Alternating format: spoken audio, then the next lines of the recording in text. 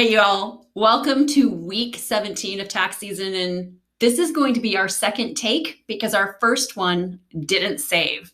So hopefully we're as brilliant as we were in the last one. So good. So today we're talking about debt forgiveness. And I was originally going to be talking about this last week, but I really wanted Stephanie here with SOS Credit Solutions to be involved. She is a credit restoration specialist. Thank you.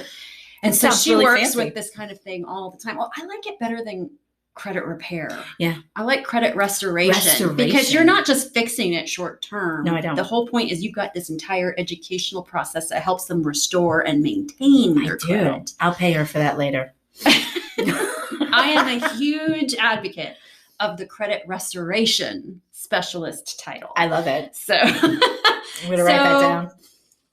The reason I wanted Stephanie involved is because she works with this all the time. She's got people that she's working with who have either gone bankrupt or are close to insolvent, or their credit is just absolutely in the toilet. It could use some help. Could use some help. Yes, lots of help. And some of the ways people are working to get themselves out of debt, which is part of credit restoration, is sometimes they're working with their creditors to actually reduce or eliminate debt altogether. Yeah.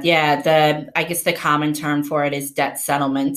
So you'll see a lot of these companies out here who do debt settlement. And that's how people are doing it.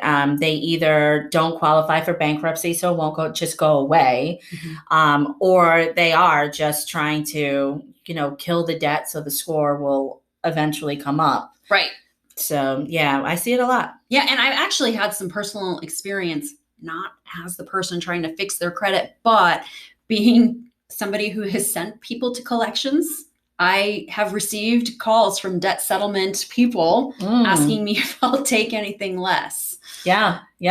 But by the time I send them to collections, the answer is no. Because I said no. That cost me a lot of money to send them to collections. And by the time I reduce that, and then I have no money, what was the point? Yeah, but I'll take your $5. Right, exactly. So I guess if we're going to talk about this, we need to start at square one with how this even happens. So basically you have a charge off, you have a collection that people are trying to get out of or pay off or whatever it is they're trying to do.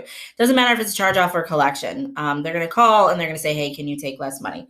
Now, on the collection side, it's just that simple. Can you take less money?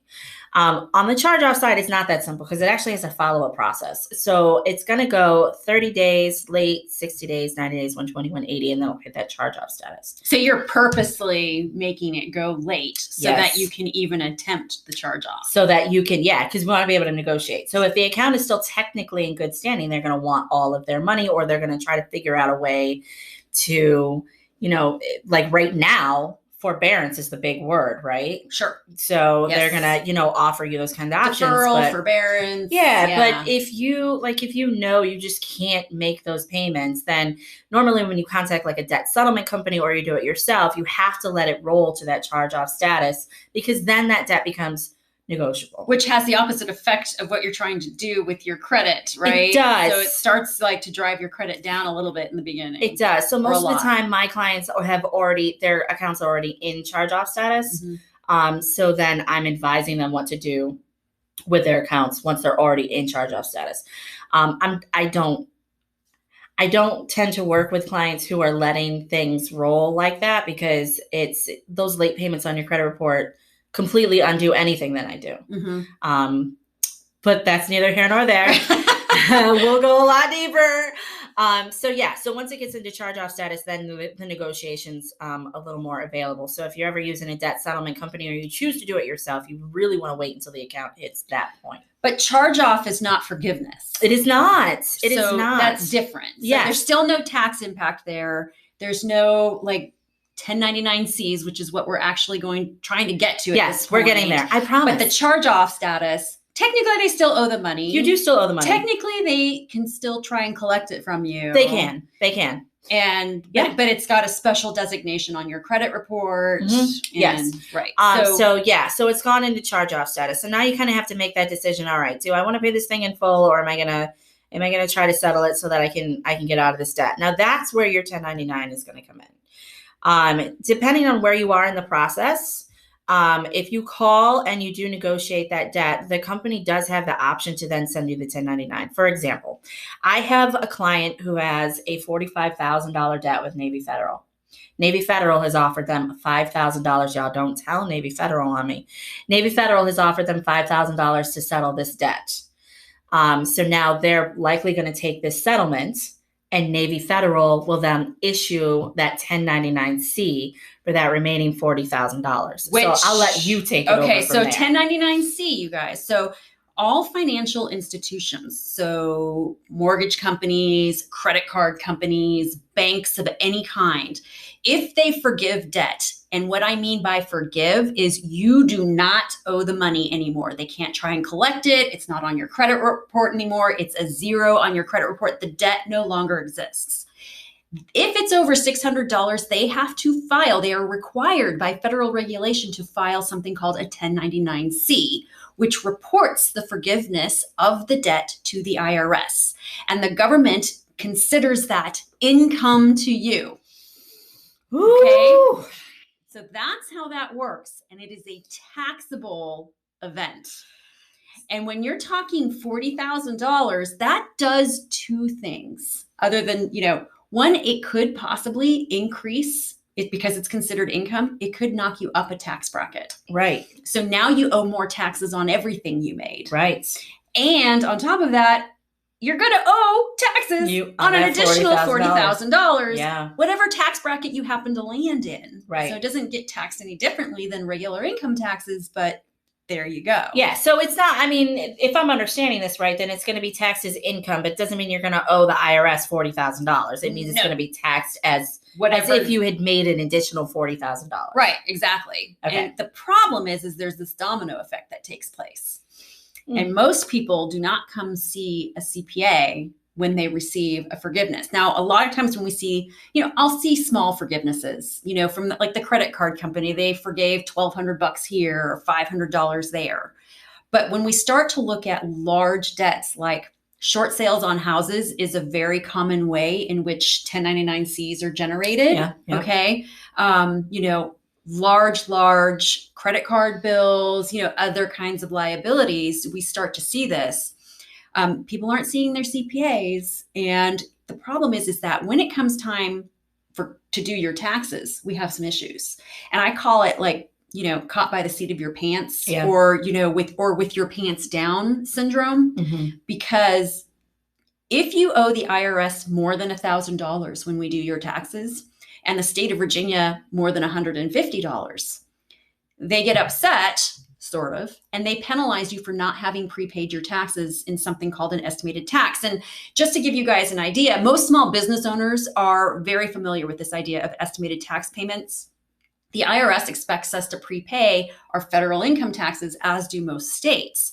And you're all doing it if you're on payroll, because every time your company deducts your payroll taxes from your check, they're forwarding that to the IRS or state entity, and you're prepaying your taxes. It doesn't feel like it to you because your company is the one facilitating that for you, but this is what we mean. Right, yeah. So if you owe more than those things, then they hit you with something called underpayment penalties. That is based on how much you owe. So the more you owe, the more those penalties are. So that's penalty number one. And then if you're not able to pay these taxes to either entity, state or federal, by the deadline, this year the deadline's May 17th, then they start to hit you with failure to pay penalties. More fees. Right. And then a lot of you were going to go onto payment plans, but payment plans do not stop failure to pay penalties and interest. They continue to accrue based on how much you owe every month. So it starts to grow and grow and grow. More taxes. More taxes, more taxes. And, we had talked about insolvency before. Yes. So one of the rumors that flies around is basically that if you get a 1099-C, that you can then say, okay, I'm insolvent. But I think that people don't understand what insolvency actually means. Right. So insolvency basically means that there's no way you make enough money to ever pay. And there's no future expectation that you're going to be able to pay the amount of money. There's just more money going out the door than coming in. Okay. Right. And there's just no possibility you're ever going to overcome that, which is where bankruptcy comes from. Mm-hmm. And believe it or not all bankruptcies are approved. Like, you have to meet certain criteria before they will allow a bankruptcy to be approved. And it's this idea of insolvency. Well, that's exactly why people, so there's kind of an order of operations in forgiving, like where you should go to forgive debt. Most people will start with bankruptcy, and they'll either get denied for bankruptcy because they make too much money, right, or they've done it in the past 10 years. So they can't apply again. So then they'll move into debt settlement. Right. And that's kind of, I can see how that's kind of like the flow of things. And here's the other thing is bankruptcy does not get rid of tax debt. Yeah. You still owe money on the taxes. I mean, that's not going to happen. The only way to get out of paying taxes on a 1099-C or anything else is to possibly go into something called an offer in compromise, which essentially means you have somebody like me negotiating with the IRS for a reduced or eliminated tax debt. So let me get this straight. You're doing debt settlement with the IRS. I'm doing debt. That's exactly it. I'm doing debt settlement with the IRS, but not like only 15% of all OICs submitted to the IRS actually are accepted.